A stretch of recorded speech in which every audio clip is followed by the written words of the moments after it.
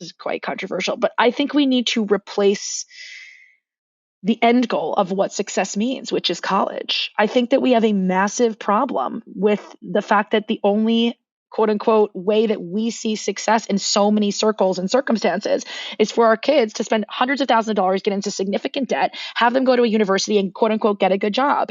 And I think we have to break apart the entire system and create a new portfolio of learning, a new metric of success rather than standardized tests, rather than Harvard, rather than Goldman Sachs and McKinsey.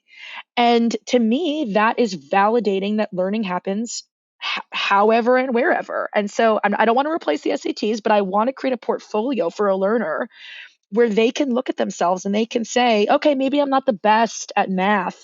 And maybe my GCSEs in England didn't go well, or maybe my SATs in America didn't go well, but I'm really good at this, this, and this, and this is where I've learned. And now I'm going to apply for jobs, showing them these skill sets outside of just this diploma.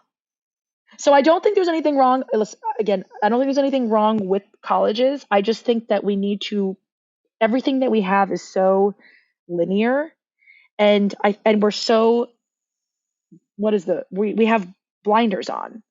And I think we need to get a bit more out of the box with the way that we think about success and learning.